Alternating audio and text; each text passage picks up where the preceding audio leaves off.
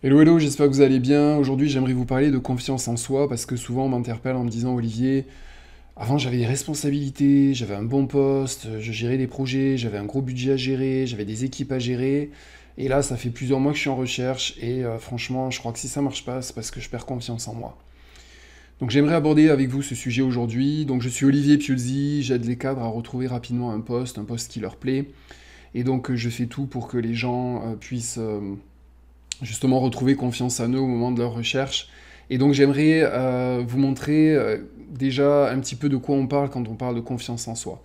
Donc j'aime bien prendre l'exemple de Frédéric Fangé, qui est un auteur, un psychologue, psychiatre, qui a écrit un bouquin sur Oser, qui s'appelle Oser.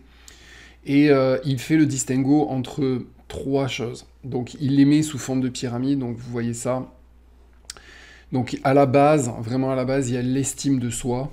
Donc l'estime de soi, c'est est-ce que je m'aime? C'est ça la question. Est-ce que je m'apprécie? Est-ce que je suis content de moi? La deuxième question, le deuxième niveau, c'est la confiance en soi. Donc là, la confiance en soi, ça répond à la question est-ce que je suis capable? On parle de capacité, de compétence, voilà.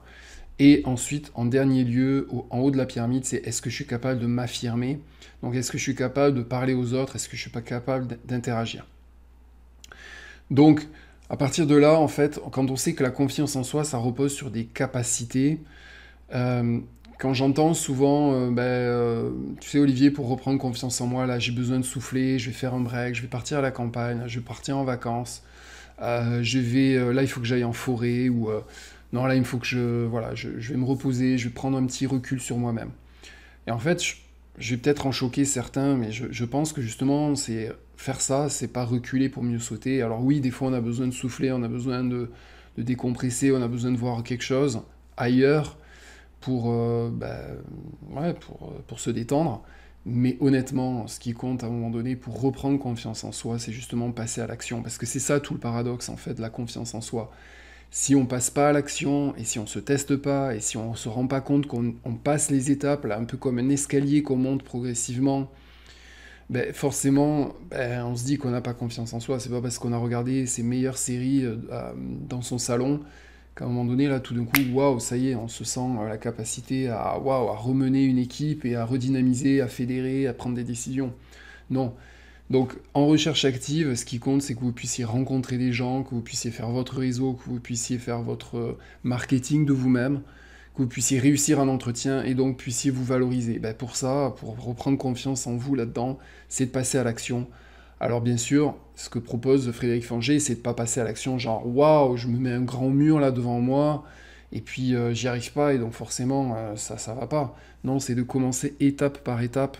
Comme on dit, un chemin de 1000 pas commence par un premier pas.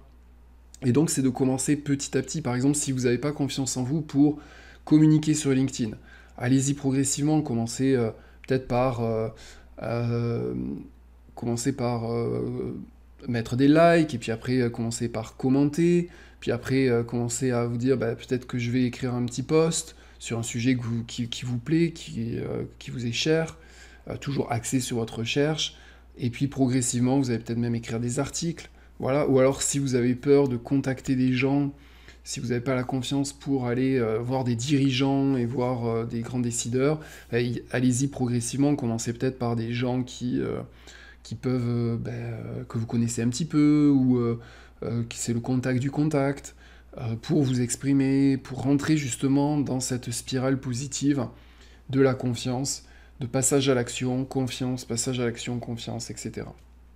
Voilà, donc c'était des petits conseils sur l'aspect confiance en soi. C'est effectivement des conseils que je donne aux gens qui sont en recherche active et qui ont un petit peu de mal là-dessus.